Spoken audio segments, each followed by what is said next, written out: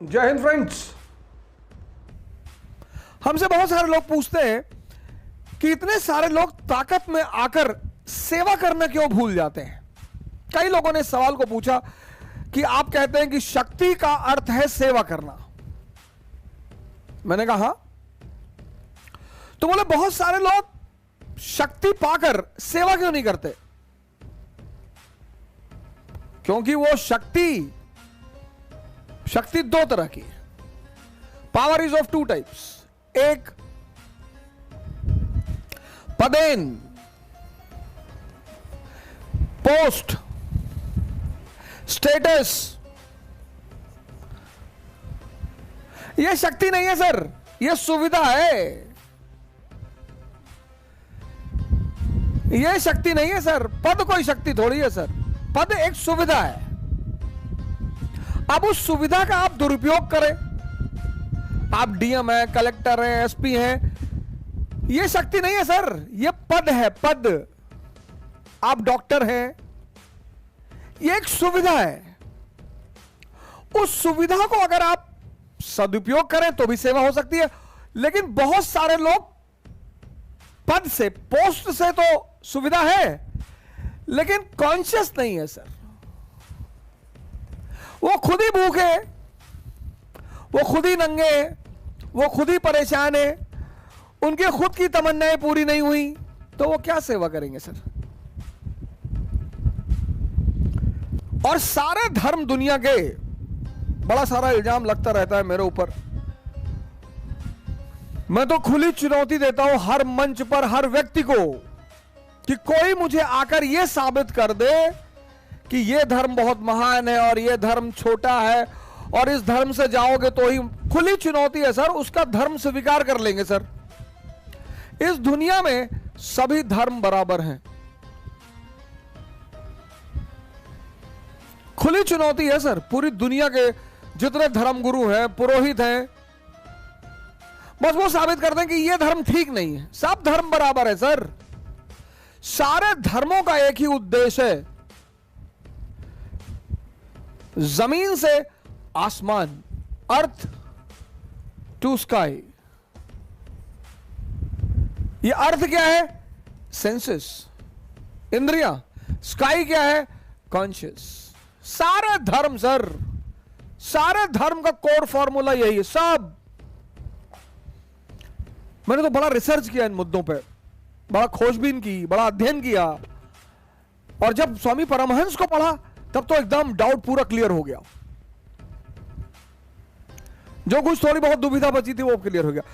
वाला गाना है ना, जिसका जितना हो आंचल यहां पर उसको सौगात उतनी मिलेगी।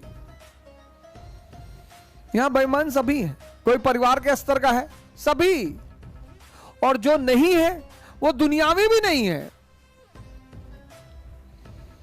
ये आम आदमी क्यों दूसरे की फटी हुई पैंट ढूंढता रहता है? क्योंकि सबकी फटी है।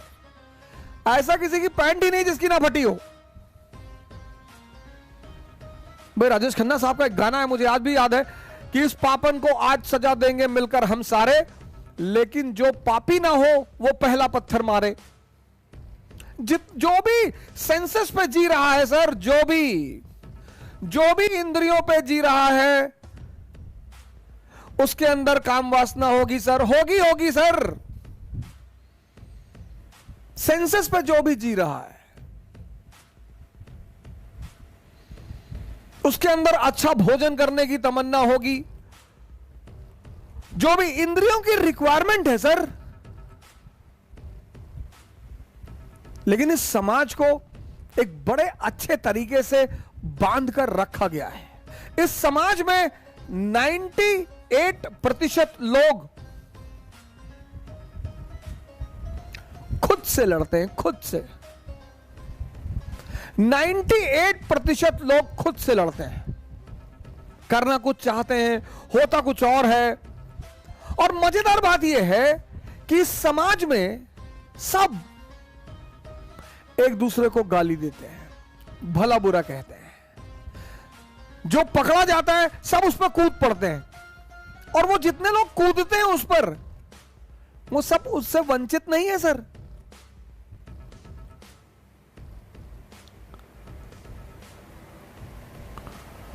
दूसरे के पकड़े जाने पे जो समाज खुशी, अरे देखो भैया ऐसा कह दिए, तो तुम अभी पकड़े नहीं गए हो।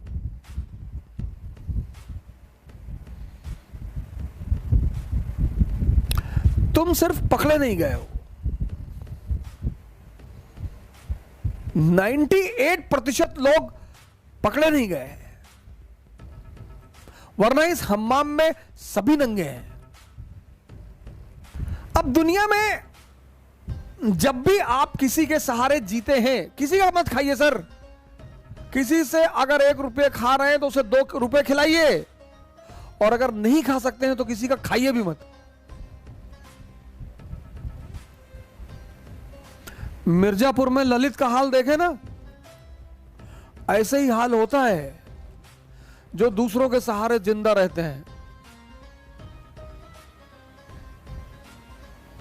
ऐसा ही हाल होता है सर। अगर आप किसी पर 1 रुपया नहीं खर्चा कर सकते हैं तो उसका 1 रुपया अपने ऊपर खर्चा मत होने दीजिए। जब तक संभव हो दुनिया में किसी का एहसान मत लीजिए, नहीं तो कल आंख दिखाएगा तो आप गाली नहीं दे पाएंगे। इस देश में लोग जितना अपने मां बाप को बुरा भला कहते हैं उतना किसी को नहीं कहते। एक साहब एक बार मेरे पास आए, बोले हमारे मां बाप हमारे सबसे बड़े दुश्मन है। मैंने कहा क्यों? बोले मैं आईएएस की तैयारी करना चाहता हूं और वो मुझे आईएएस की तैयारी नहीं करने दे रहे। मैंने कहा क्या कह रहे हैं? कह रहे पहले कोई जो है और नौकरी कर लो। मैंने कहा बुरा क्या कह रहे हैं? क्या करते हैं? बोले पिताजी हमारे चपरासी हैं। मैंने कहा इतना बड़ा कर दिया, वो एहसान नहीं है। यही एक देश है जहां सांड को भी पाला जाता है। 30-30 साल के लोग मां बाप से खर्चा लेते हैं, और लड़कों को तो कोई हक नहीं है। 30 साल उम्र हो गई, पापा पैसा भेज रहे तैयारी करने के लिए, इनको बांध के मॉरिशस भेजो, साउथ अफ्रीका भेजो, इनसे बंधुआ मजदूरी कराओ। 30 साल, हद से हद 25 साल।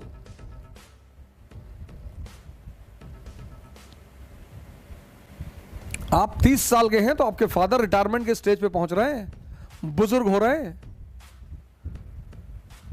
किसी का खाइए मत सर, बिल्कुल मत खाइए, नहीं तो किसी दिन किडनी मांग लेगा आपकी। खिलाएगा पिलाएगा, जूता पहनाएगा नाइक का, रेडॉस का। या नेता लोग क्या कहते हैं, भाई है हमारा। नेता के साथ जो 2-4 लोग टहलते हैं, कभी नेताजी से पूछे कि नेताजी ये कौन है? अरे हमारे भाई की तरह है। और किसी दिन ले आके ललित वाला हाल कर दिया।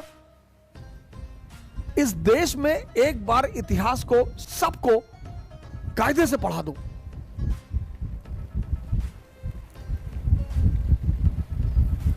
कायदे से। इस देश में इतिहास व्हाट्सएप यूनिवर्सिटी में पढ़ाया जाता है, फेसबुक यूनिवर्सिटी में पढ़ाया जाता है, किंवदंतियों में पढ़ाया जाता है। अजीब अजीब से कॉन्सेप्ट लेकर आते हैं लोग, और कॉन्सेप्ट लाते हैं कॉन्फिडेंस के साथ।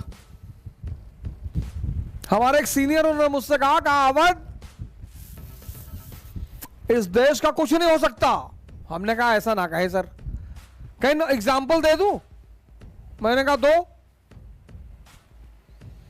तो एक आदमी जा रहा था, उसको बुलाया, बोले भैया आपको क्या लगता है इस देश की समस्याओं का समाधान? कहा हमको क्या पता क्या समाधान है? क्या हमको पता है समाधान? क्या इस देश के सारे लोगों को जेल में भर दो और उनके साथ एक गधे को भी बंद कर दो।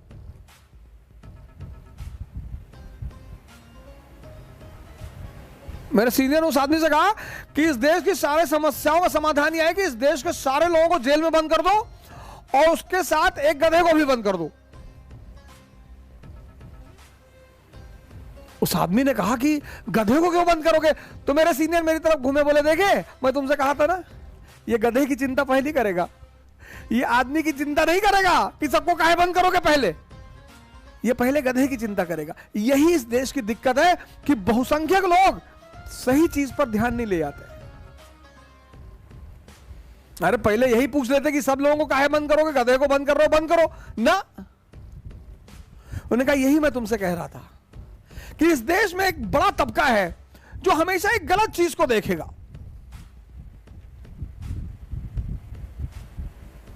पूरी व्हाइट दीवार है, उस पर आपने एक ब्लैक मार्क लगा दिया। आप लोगों से पूछो क्या दिखाई पड़ रहेगा, लोग कहेंगे ब्लैक मार्क। इतनी बड़ी सफेद दीवार है वो नहीं दिखाई पड़ रही।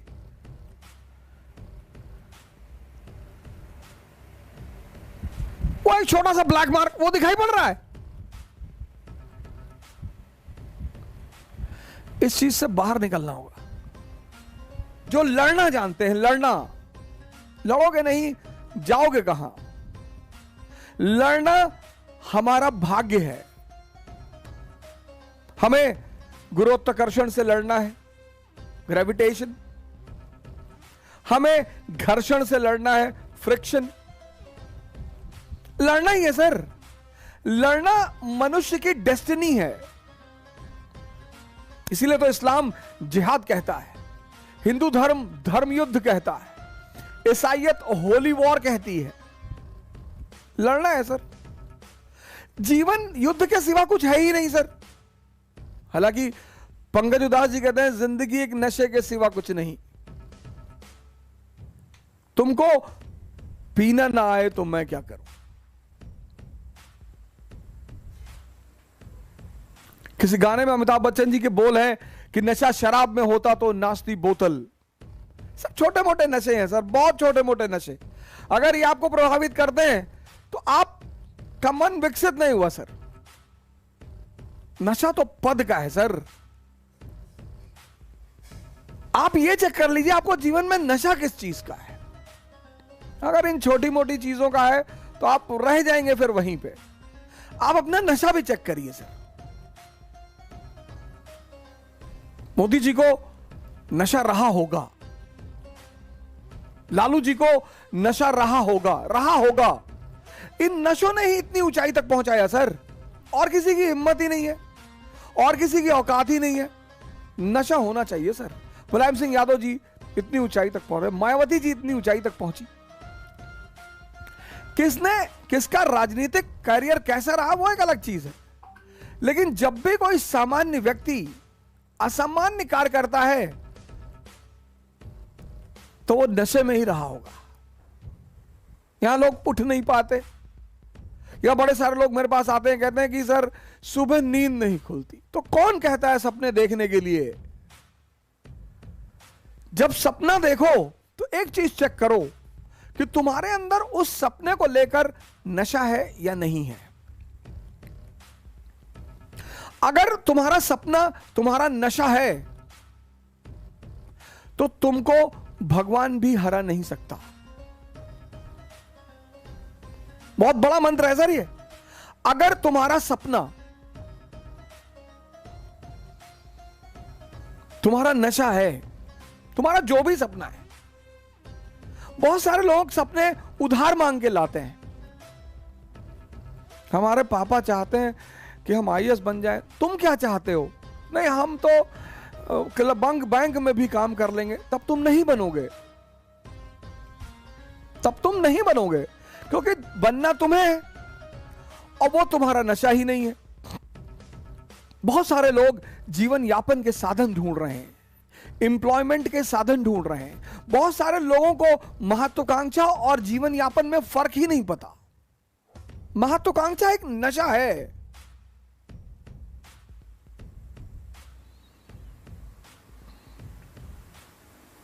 एम्बिशन एक नशा है। वो जिसको हो जाए, नेपोलियन को हो गया। सुनाऊंगा आपको नेपोलियन की कहानी। क्या मस्त कैरेक्टर है विश्व इतिहास में। मुर्दे को जिंदा कर दे। क्या कैलकुलेशन करता है, क्या सेटिंग बैठाता है, क्या कब्जा करता है। हारता है बाद में, पतन भी होता है उसका, लेकिन एक आम आदमी के घर का बेटा ट्रेंड सेटर है विश्व इतिहास में। वर्ल्ड हिस्ट्री में वो एक ट्रेंड सेटर है कि कुछ नहीं होता आम घर में पैदा होने से। हमारे माँ बाप कभी कभी बहुत गलत काम करते हैं हम, और गलत शायद वो अनजाने में करते हैं। अपने बच्चे से आप कभी मत कहिए कि इतनी बड़ी बड़ी बातें मत किया करो, कभी मत कहिए। अगर आपका बेटा आपकी बेटी अगर आपसे बड़े बड़े बात करता है कि पापा एक दिन देश पे कब्जा कर लेंगे, सपोर्ट करिए उसे कि बिल्कुल करोगे, शाबाश, डटे रहो।